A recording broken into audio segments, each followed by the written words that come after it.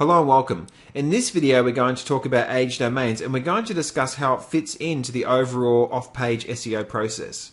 So an age domain is normally a website which has been sitting live for a 5-year period of time or longer, which is acknowledged by the search engines as being around for that extended period of time.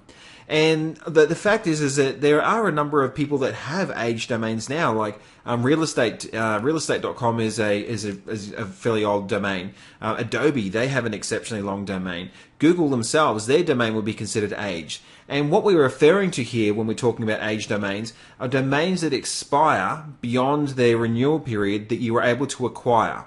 So what are the actual benefits of an age domain? And really the key benefit of an age domain is that it has been around for such a long period of time, and from a trust factor, it actually gains a different level or an extended level of credibility in the search engine's eyes.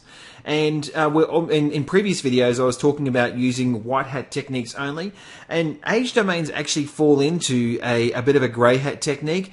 And it can actually become a black hat technique depending on how you actually set them up and structure them. The way that we're going to be discussing it now and the way that we're actually setting them up now is totally white hat. So it still is completely safe, and it has been proven time and time again throughout all of the search engine updates that they still do retain their strength and value. So the other benefit of an age domain is that it normally has a page rank associated with it. And this normally happens as a result of it being around for such a long period of time that it's built a very, very solid link structure within itself. And those links coming back are generally high PR or have a good solid page rank associated with them. So from that perspective, when you're actually getting an age domain, you're getting one which is trusted in Google's eyes, and you're getting one which actually has a strong page rank associated with it as well. And when you pass on links from an age domain through to a website of some description, it actually passes on that trust factor for being such a long and trusted age domain. It also passes on that page rank as well. So this is another way you can actually pass on page rank and help boost the page rank of a site. So where do you actually acquire and where can you buy age domains from? And that's essentially what you have to do is when they actually expire, they go and sit in the registry for a period of time, and you can register to buying, and it's generally actually a bidding auction. And that's normally the way that they actually go whenever you look at acquiring an age domain. And the two that I've actually used previously are GoDaddy and Namejet. And one of the things about getting an age domain is you have to be really cautious about because it is an auction, making sure you don't go too crazy actually buying it, because you can lose control and you can end up paying way more for a domain name that you actually need to. So what would you actually expect to pay for an age domain? And this is really like a value is in the eye of the beholder situation, where dependent on if you're looking for a specific domain to suit a specific niche, let's say real estate in Beverly Hills, if you're looking for a domain name which is associated with property or real estate, then you'd normally be prepared to pay a little bit more for that particular domain name. But what I've done is I've put down a bit of a pricing structure as to, in my experience, what I would actually pay for an age domain.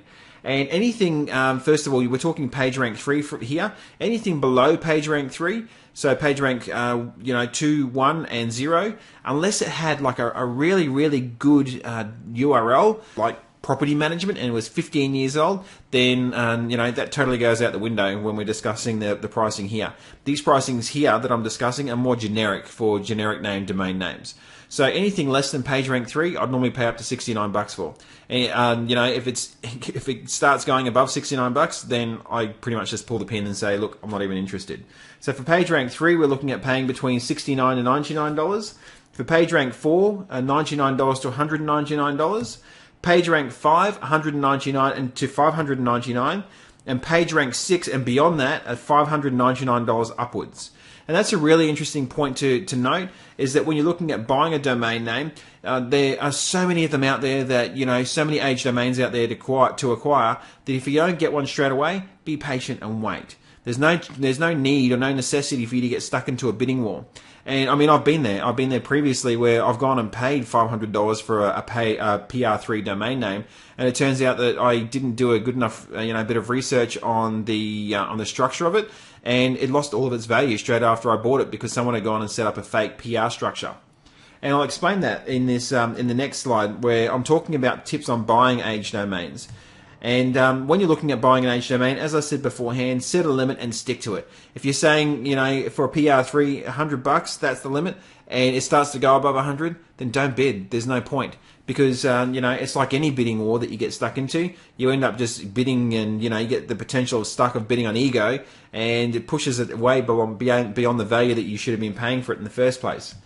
Always complete a backlink analysis of potential domains, and the reasoning behind that is people, what they can actually do is they can buy an older domain name which has no PageRank associated with it, and then they can go and point a whole bunch of PR5 domains towards it for a few months, and when they do that, that's actually setting up a fake domain, a fake PR towards that domain, and what will happen is straight after you buy it, they pull all those links off it, and then it loses all of its PR value.